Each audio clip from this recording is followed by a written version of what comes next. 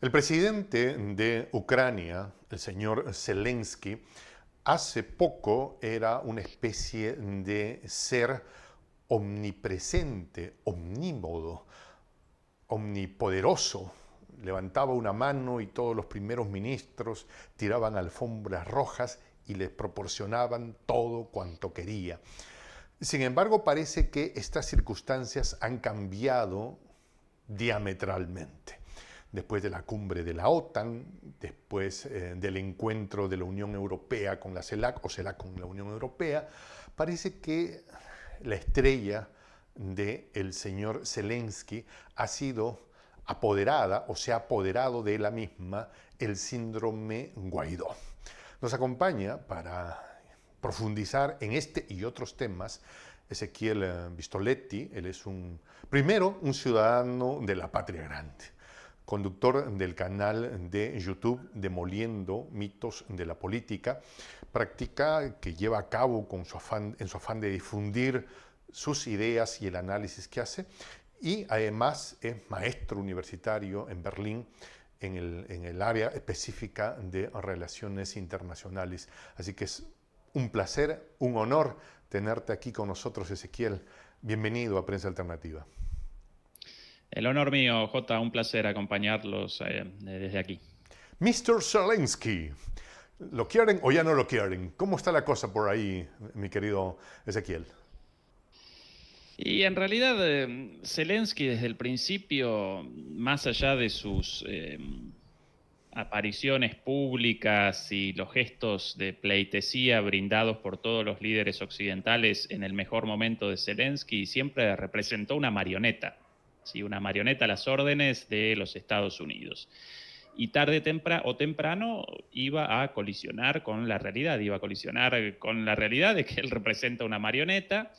Y tal vez la cumbre de la OTAN llevada a cabo la semana pasada en Vilna, en Lituania, en la capital de Lituania, determinó el inicio de esa caída, esa debacle personal, porque en esa cumbre la OTAN, una cumbre muy esperada, por cierto, porque de alguna manera él, como una especie de gerente de la guerra, debía en esa cumbre presentar resultados ante el directorio empresarial de la OTAN, Ya, ¿sí? Con es terrible Biden lo a que la dices, ¿ah? cabeza.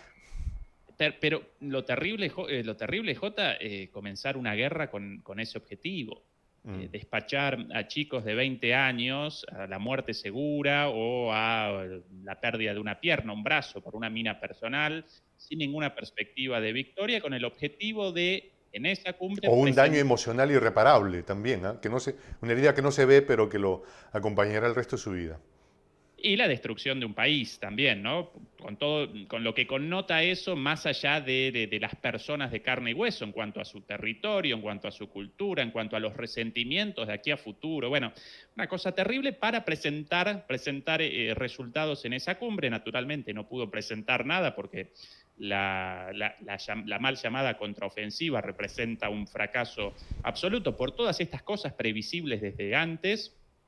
Y frente a esa situación, la cumbre de la OTAN, los países, los aliados de la OTAN, determinaron que Ucrania no participaría, al menos por ahora, en la OTAN, lo cual representaba una verdad cantada a los cuatro vientos desde el principio, porque en el caso de la introducción de Ucrania a la OTAN, inmediatamente comenzaría una guerra directa entre los países de la OTAN, principalmente entre Estados Unidos y Rusia, y además de aquí a futuro, porque esa es la promesa, la falsa promesa, bueno, ahora no, pero en el futuro seguramente sí, en el futuro tampoco van a convalidar el ingreso de Ucrania, en primer lugar por esto, porque generaría un conflicto directo con Rusia, y en segundo lugar porque, esto lo recordaba un amigo, el profesor Antonio Alonso, eh, con bastante profundidad. En segundo lugar, si el día de mañana Ucrania parece nuevamente gobernada por un presidente prorruso, como hasta hace poco, algo quizás no del todo probable ahora, pero sí posible, entonces aparecería un Estado prorruso en el seno de la OTAN, ¿sí? Por otro lado, la promesa esta de Ucrania va a Ujú. participar en la OTAN no comienza ahora. En realidad, en la cumbre de la OTAN de 2008 en Bucarest, después de la Revolución Naranja, llaman Revolución Naranja a unas protestas después de la elección de un presidente prorruso en 2004 en Ucrania, protestas por denuncias de fraude, la Corte Suprema determina la realización de una segunda elección y en esa segunda elección aparece como ganador por primera vez un presidente pro-europeo, pro-estadounidense, pro-atlantista llamado... ahora no puedo recordar el nombre en este preciso momento. Yanukovych. Un empresario cercano. ¿Cómo? Yanukovych. El anterior a Yanukovych. Un empresario evangélico. Que, sí, me acuerdo. Exactamente, y banquero. Ya voy a recordar en 2 minutos el nombre. Bueno, en esa situación entonces comienza el primer acercamiento de Ucrania a la OTAN mucho antes del golpe contra Yanukovych en 2014 y ya en ese entonces, en la cumbre de 2008 en Bucarest, la OTAN realiza la promesa de que Ucrania, también Georgia, van a participar en la OTAN. En esa cumbre, curiosamente, también participa Putin. En ese entonces, las cosas no parecían tan mal como para que Putin no pudiera participar como invitado, y ya comienzan los primeros chispazos ahí en el discurso de Putin, después en el discurso del director, el secretario general de la OTAN en este sentido, pero todavía presentaban ambos la posibilidad de una negociación. Bueno, desde entonces la promesa, y 15 años desde entonces hasta ahora, antes de la guerra, obviamente eso no generó el ingreso, esa promesa no fue materializada. En el medio también aparece, esto no lo recuerda nadie, después de esa promesa a Georgia también al mismo tiempo, en 2008 comienza una guerra entre Rusia y Georgia, y ante la amenaza de participación rusa directa, ¿sí? No solamente de patrocinar a los prorrusos en Georgia, sino de realizar una invasión masiva, entonces determinan un acuerdo, promulgan un acuerdo entre Georgia y Rusia para que Georgia no participe en la OTAN y aparezca como neutral. Y eso determina el fin del problema, ¿sí? Con lo cual, si Ucrania hubiera generado un acuerdo de estas características con Rusia, el problema había desaparecido. Pero claro, a Georgia Estados Unidos lo abandonó en todo esto, mientras que a Ucrania no, lo acicateó y lo patrocinó precisamente para generar más conflicto, y así comenzó la guerra, en la cual la cuestión ucraniana representa solamente una excusa para un enfrentamiento entre Estados Unidos y uno de sus adversarios. Básicamente eso. Sería entonces, y esto me lo comentó alguien en una llamada que tuve hoy por la mañana, que literalmente la OTAN le habría dicho a Zelensky: eres una marioneta desechable. En la parte final de la cumbre, J, en un momento una periodista de la televisión británica realiza una pregunta respecto a si Zelensky, con Zelensky en el estrado, ¿no? Señor Zelensky, usted abandona esta cumbre despechado, ¿y qué efecto va a generar para la tropa en el frente? Y antes esto no lo presentaron en ningún lado, yo lo presenté en mi canal, está filmado con un celular. Y Zelensky, antes de responder, prácticamente lo acomete un ataque de llanto. A ese nivel, el despecho, el desaire, ese golpe contra la realidad, claro, bueno, disfrazado de estas promesas y esta otra promesa de Estados Unidos de vamos a generar condiciones de seguridad a la Israel, como si la defensa de Israel frente a sus adversarios respondiese a la ayuda de Estados Unidos y no a sus propias Fuerzas Armadas, ¿sí? El caso de Ucrania representa un caso completamente distinto. Bueno, más allá de esas falsas promesas, como esa canción, si no recuerdo mal, de Los Auténticos Decadentes, bueno, Zelensky ahora aparece una vez más en su lugar, solo, su país destruido, de la ofensiva de esas alrededor de entre 60.000 y 80.000 vidas humanas reunidas para el ataque, según la prensa occidental, la prensa como por ejemplo el New York Times, entre el 25 y el 30% ya aparecerían destruidos, así lo llaman ellos, como bajas. 25.000, 30.000 personas muertas en un mes y medio para una ofensiva sin ningún sentido desde el primer momento para poder presentarlo en esta cumbre. El grado de inmoralidad, de poco amor a su pueblo, a su propia gente. Al final, lo peor de esto aparece más allá del enfrentamiento entre potencias y el significado de eso para la reconfiguración del orden mundial, sobre lo cual podemos deliberar temas apasionantes y muy relevantes para todo el mundo, la pobre gente esa muerta, sus familias, vergonzoso, sinceramente. Tú tienes el privilegio de ser un latinoamericano en posición académica en la parte neurálgica de Europa. ¿Cómo ve el ciudadano de a pie al personaje Zelensky? Tienen que reconocerle, evidentemente, y probablemente el ciudadano de a pie tiene que tener una relación de algún tipo, de afecto, de desafecto. ¿Cómo percibe el hombre, la mujer alemana de a pie al señor Zelensky?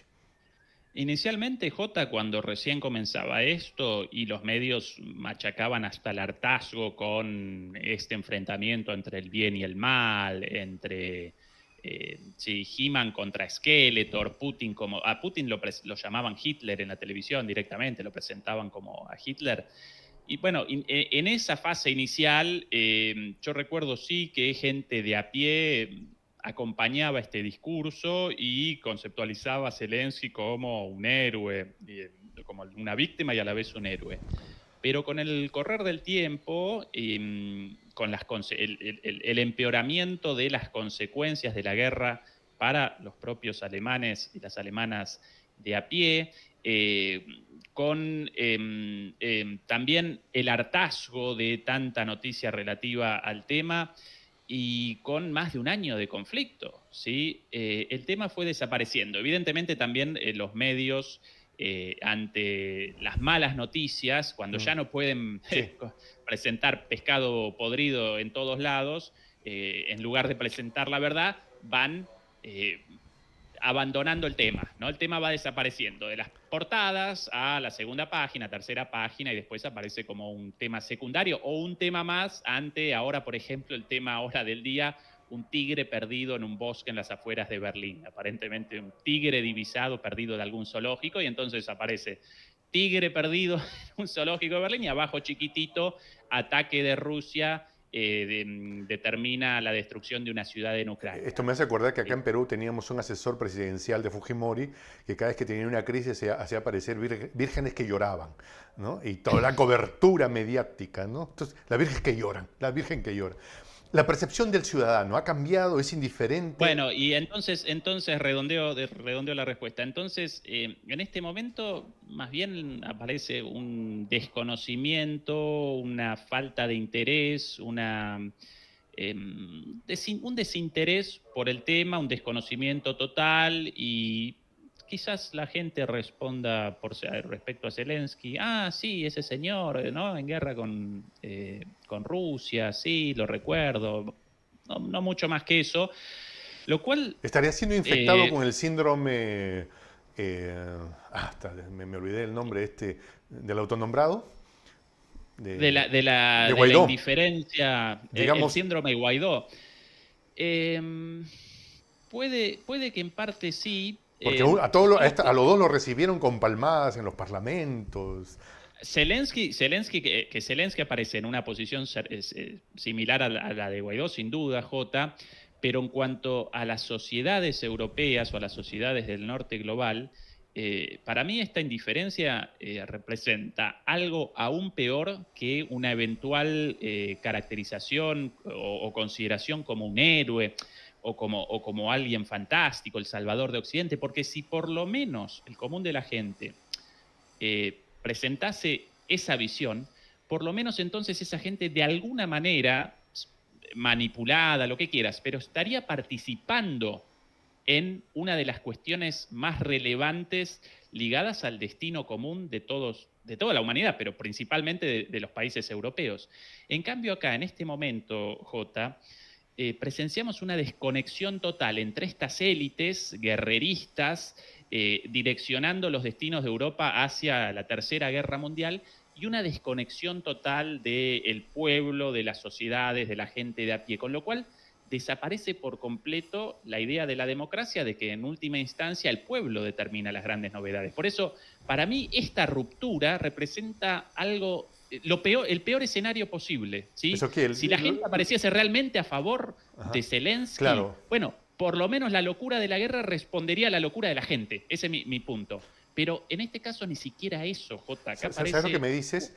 Yo me pongo en una este secta de análisis. élites. Imagínate que yo fuera un extraterrestre y te escucho lo que me dices, yo diría, esa sociedad está fracturada, ¿no? O sea, se rompió, porque un vector dice, no me interesa, estoy en la anomia, y el otro es, hasta el último ucraniano, y vamos a mandar hasta las latas de atún que nos quedan.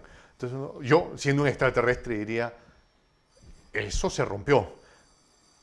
Totalmente así, Jota. La cuestión también aparece en cuándo, desde cuándo este hilo entre los representantes y entre los representantes y los representados, entre el pueblo y las clases dirigentes aparece rota. Y para mí esto comienza antes de la guerra. ¿Cuál la cuestión? Siempre y cuando esas élites gobernantes realicen malos gobiernos, pero bueno, esas malas decisiones generen, bueno, un poco de empeoramiento de las condiciones de vida del común de la población acá o allá, bueno, algo ya de por sí malo, sin lugar a dudas, pero no algo trágico como la situación actual, porque ahora están direccionando un país a una tercera guerra mundial sin siquiera que nadie en Alemania o en Europa haya participado en ninguna especie de referendo o con un voto. De hecho, las encuestas inicialmente aparecían a favor del envío de armas. Hoy día no, ya desde hace tiempo aparecen mayoritariamente las voces en contra de la guerra y a favor de la resolución del conflicto. Y sin embargo, el otro día, en la cumbre esta en Vilna, no solo Zelensky, sino Biden, von der Leyen, Rishi Sunak de Reino Unido, Macron, incluso Pedro Sánchez también, Scholz, todos aparecían golpecito en el hombro, sonrisas, con una sonrisa, como para estas escenificaciones para la prensa, para las redes sociales, en el medio de una guerra. Y la gente ni enterada aquí de todo eso. Ok, en medio de este escenario ha sucedido que el señor Erdogan ha decidido iniciar su propio juego geopolítico como corresponde y es legítimo, ¿no? Y ha impulsado o ha permitido o ha entregado la llave del candado para que suecos y finlandeses y resuelvan su problema con la OTAN.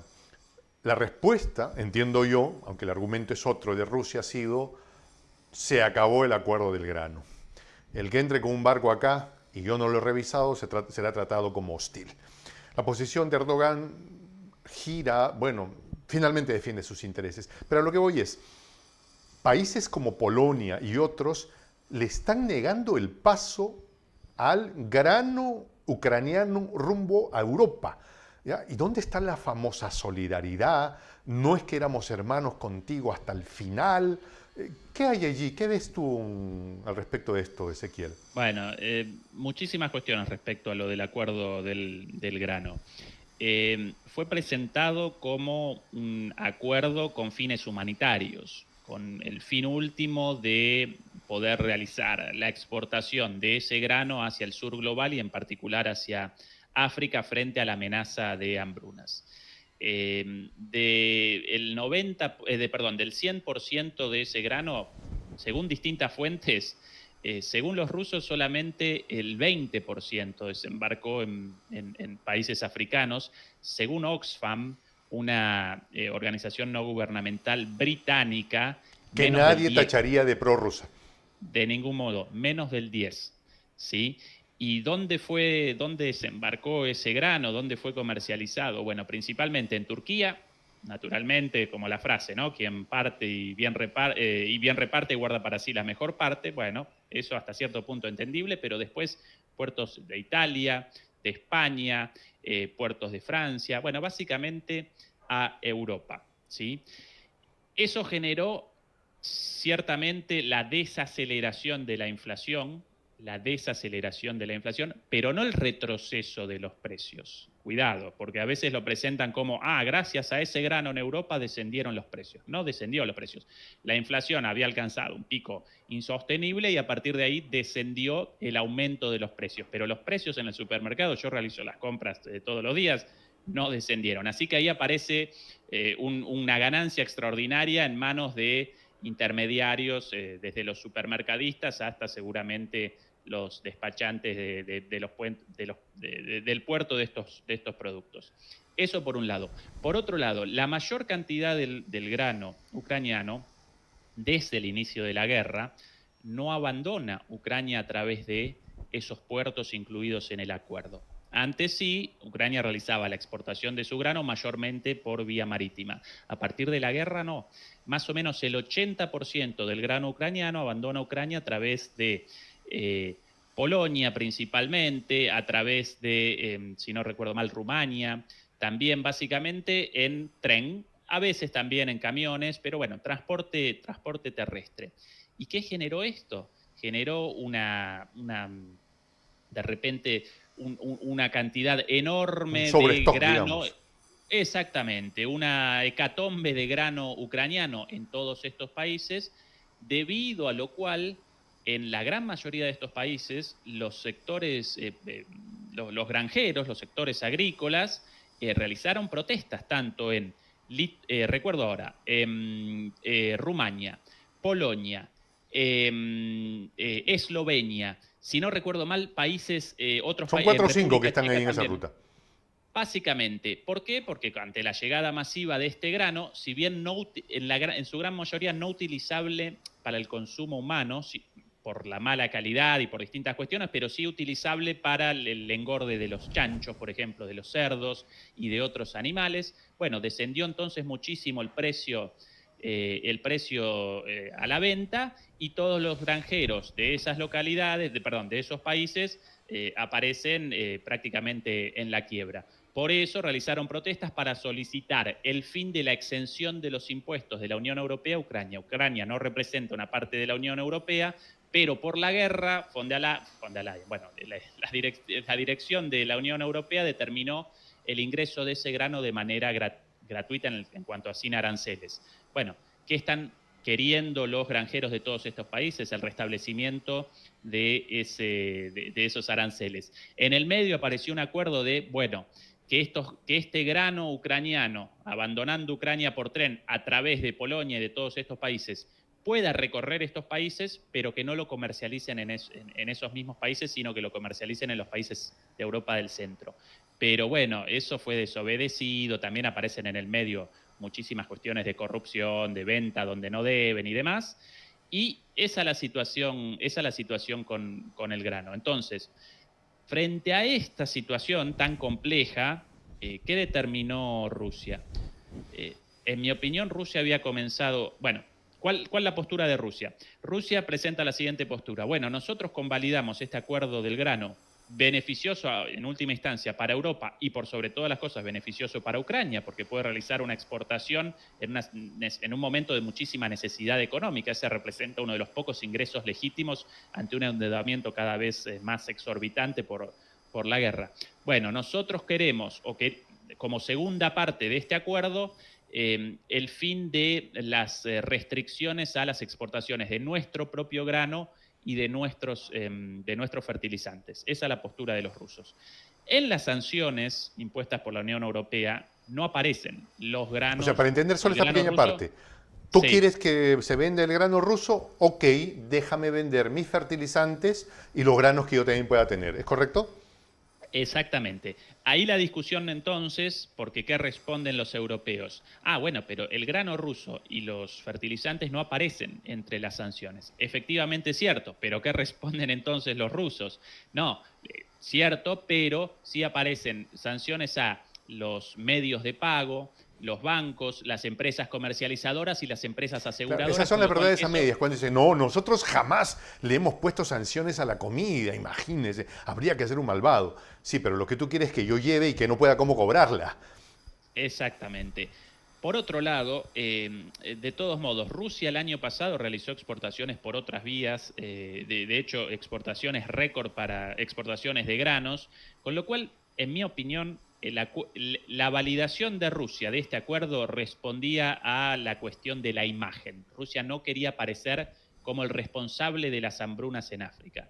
Pero ahora, cuando ya aparece a las claras que, bueno, en primer lugar, que por suerte no presenciamos hambrunas en África, afortunadamente, y que de ese grano salido por Ucrania solo una pequeñísima parte alcanzó África, entonces ahora los rusos responden, bueno, yo no te voy a ayudar más a vos, Ucrania, y tampoco a los europeos, si esto a África no ayuda a nada, y ya realizaron el anuncio de que la propia Rusia va a generar exportaciones por otras vías no marítimas hacia África en un acuerdo especial con la comunidad de países africanos. Entonces ya desaparece Rusia como el malo de la película en esta cuestión con África.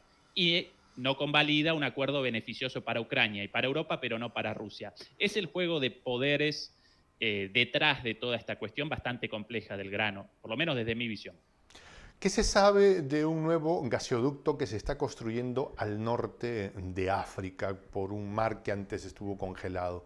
¿Se sabe de algo? ¿Hay planes reales de proyectos que se van a concretar por ahí? ¿O por dónde se están trabajando las posibilidades? Yo por ahora solamente con trascendidos, leídos y escuchados respecto a eso. La gran apuesta de Rusia, de todos modos, Jota, en cuanto a gasoductos, aparece en la conexión con China.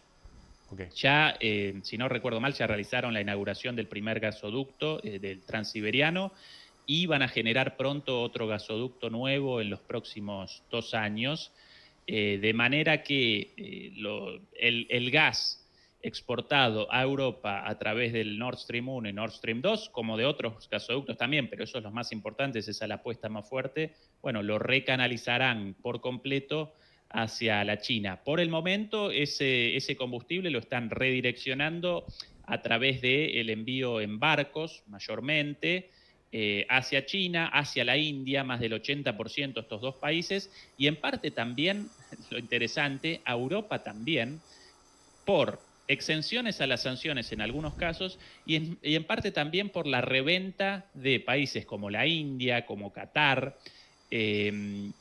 como si no recuerdo mal, Singapur, otro de los países, revendiendo ese gas y ese petróleo ruso en Europa a un precio muchísimo mayor. Sí, es una cosa de Negocio locos, ¿no? para Compran el petróleo ruso, le echan un poquito de agua bendita y le dicen, ya tiene un agregado.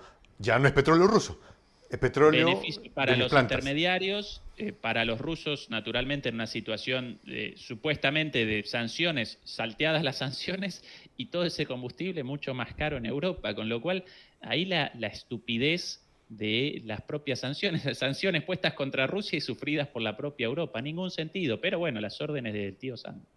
Hace unas horas, en realidad, el presidente Putin ha dicho, no lograron que Latinoamérica se pelee con Rusia. Palabras más menos, o dicho desde el gobierno de Rusia, ¿no? Esto en clara referencia a la cumbre CELAC-Unión Europea. Tus primeras impresiones o las impresiones que tienes ya desarrolladas a partir de este concepto y de lo dicho por la posición rusa. Sí, lo primero de lo primero, el intento de participar a Zelensky en un encuentro entre la CELAC y la Unión Europea. Pedro Sánchez, había solicitado la participación de Zelensky. Qué despropósito. ¿Cuál es el sentido? Que América Latina participe en una guerra ajena.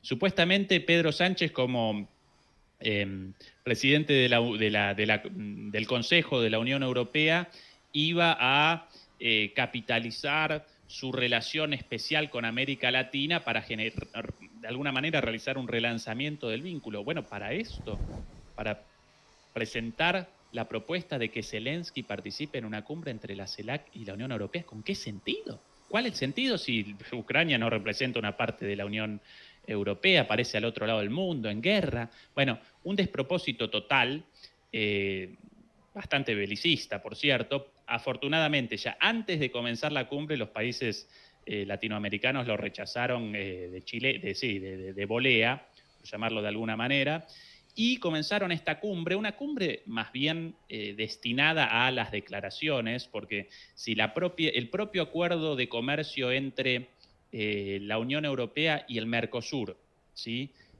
Quizás la organización regional latinoamericana con mayor avance en cuanto a su funcionamiento real, en lo económico, en lo político. Bueno, si ese acuerdo aparece parado desde 1999, cuando comenzó la discusión respecto a un acuerdo entre Mercosur y la Unión Europea, ¿qué probabilidades entonces de algún acuerdo entre la CELAC, aún más grande, y la Unión Europea?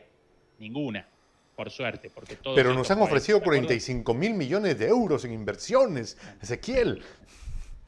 eso representa, frente a la inversión china, eso representa lo mismo que una propina, una mala propina. Y habría que ver si es que la concretan también, ¿no?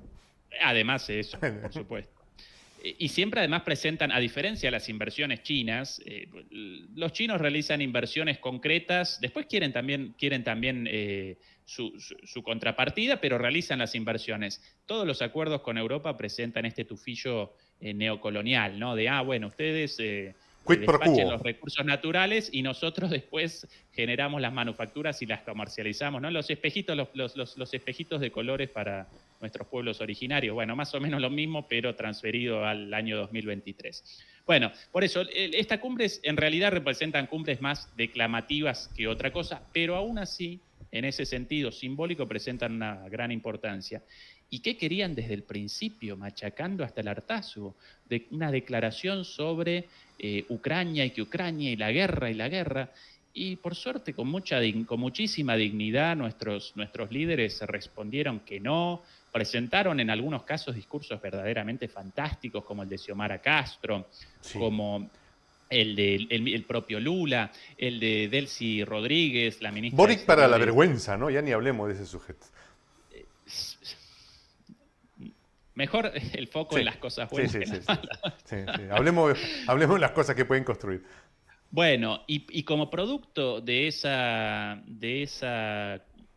¿cómo llamarlo? De esa respuesta, de esa negativa, finalmente, bueno, fue generado un documento en el cual apenas aparece la cuestión de la guerra. Sí pudieron realizar una pequeña afirmación un poco colada, ¿no? Traída de los pelos, en cuanto a que llamaron a la guerra contra Ucrania en lugar de la guerra en Ucrania. Por esto, un país latinoamericano finalmente no acompañó con su firma, presumiblemente Cuba, quizás Venezuela. Bueno, más allá de eso, la cuestión de la guerra parece muy chiquitita entre muchos otros puntos y inmediatamente después de esta referencia a la guerra contra Ucrania realizan un llamado a la paz, con lo cual a grandes rasgos aparece aquí la yo tengo un análisis y te lo planteo, Ezequiel. La guerra en Ucrania habla de que hay muchos actores contra Ucrania, pero también entender que la guerra contra Ucrania, contra el pueblo ucraniano, y no me refiero a la Ucrania de esa élite zelenskiana, sino la guerra contra el pueblo ucraniano está siendo llevada a cabo por la élite de la potencia del norte, por la élite de ese occidente neoliberal, por la élite contra Ucrania. Entonces creo que también hay una coherencia, ¿no? La condena contra Ucrania, contra el pueblo ucraniano. No cabe duda que Rusia tiene una guerra contra Ucrania, sí, pero también hay otros actores contra Ucrania y eso hay que denunciarlo, ¿no? Generaron esa fórmula contra como una especie de fórmula intermedia entre el pedido de la Unión Europea de guerra de agresión rusa. Si vos recorres la prensa ahora, JK, por línea editorial, y algunos amigos míos periodistas me participaron de las amonestaciones y los apercibimientos porque en algún momento no recordaron llamar a la guerra de agresión de Putin. ¿Sí? No puede aparecer una referencia a la guerra como si no aparece esta fórmula de la guerra de agresión de Putin. Además, una fórmula muy larga para la redacción de un artículo periodístico. Si no recuerdan esa línea editorial, los amonestan con el riesgo de apercibimiento en sus salarios. Esto es terrible, esto es casi... A ese nivel. O sea, estamos hablando Orwell. Las democracias, sí, a ese nivel. Bueno, querían esa fórmula, entonces lo rechazó América Latina, entonces apareció esto de guerra contra Ucrania, en el cual, bueno, aparecen múltiples interpretaciones, porque sí, bueno, puede aparecer Rusia contra Ucrania, pero puede aparecer también la política expansionista de la OTAN o la propia política de las élites ucranianas contra su propio pueblo. Entonces, además esa es la única mención muy chiquitita. Mencionado en el documento también la cuestión de la búsqueda de la paz y otras cuestiones ligadas a la industrialización, la necesidad de la industrialización de las materias primas en América Latina. Eso también un logro de la postura latinoamericana, y quizás el logro más grande haya aparecido en esto de llamar a las Islas Malvinas, a pesar de que algunos medios acá, recién recorría las noticias de uno de los principales periódicos de acá y me acometí una indignación total porque en el titular aparecían la Unión Europea ahora llama por su nombre en español a las Islas Falkland. A las mal llamadas ¿no? Falkland. Ni siquiera presentaron en el título el nombre Islas Malvinas, sino ahora llaman a las Falkland por su nombre en castellano, y esto está generando el enojo de los británicos. Es el titular de la prensa hegemónica acá. A mí de repente yo con la vena así, ¿no? Acá. Sí, me imagino. Esas cosas, bueno. Pero bueno, ese es uno de los logros. Evidentemente la salida de Reino Unido de la Unión Europea generó espacio para esto, ¿sí?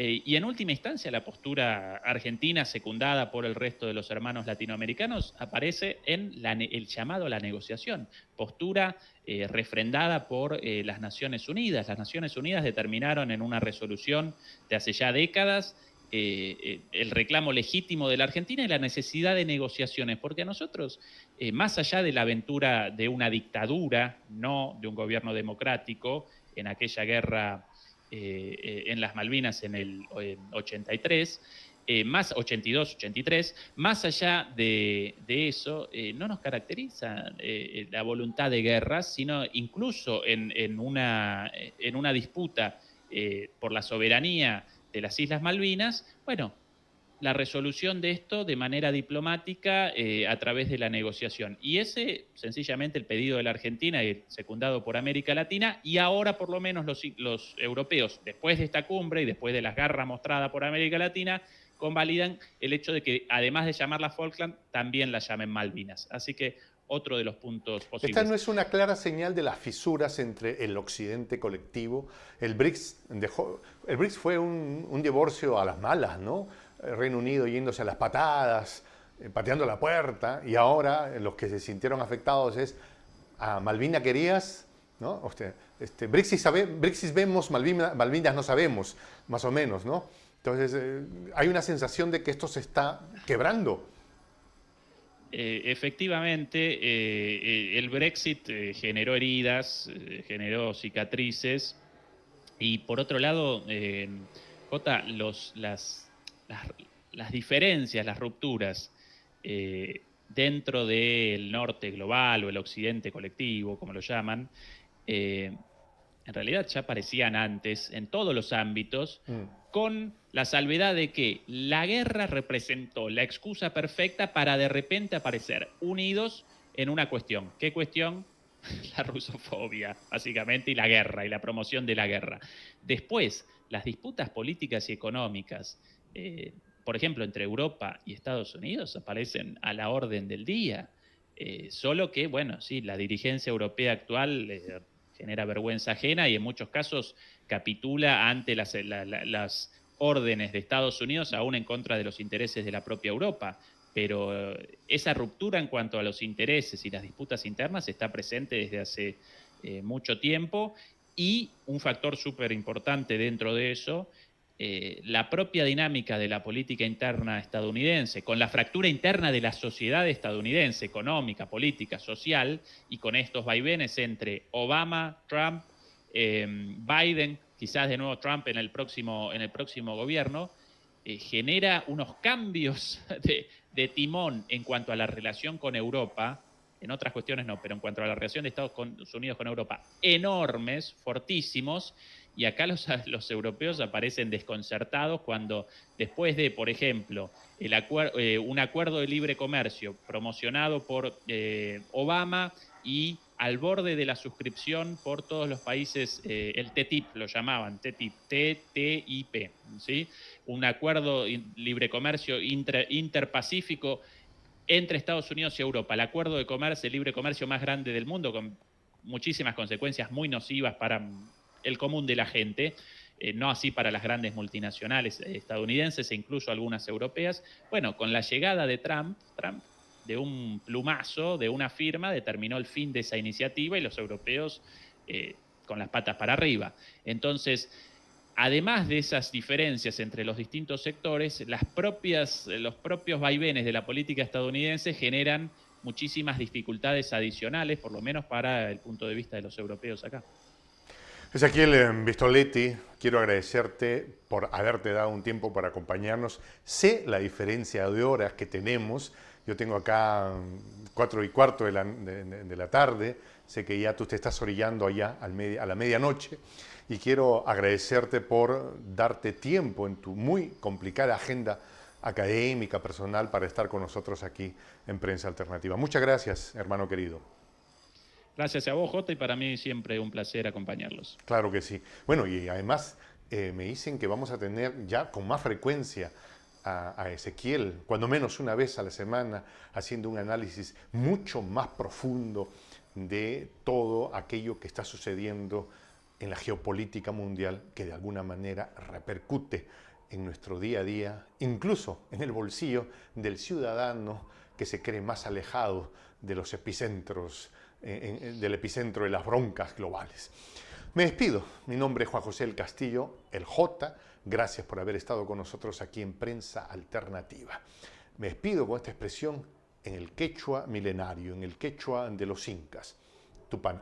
Me dicen, por favor, aquí me piden que por favor no dejen de visitar el canal de Ezequiel. Discúlpame, Ezequiel, que me tome la libertad de invitar al público para que te visite a tu canal, para que puedan buscarlo, Ezequiel, en su canal en YouTube, que es Demoliendo mitos de la política. O sea, no ponen Ezequiel Vistoletti y aparece también el canal de nuestro querido amigo. Me despido ahora sí, con esta expresión en el quechua milenario, en el quechua de los incas, Tupananchis Kama, cuya traducción al español es hasta que nos volvamos a encontrar.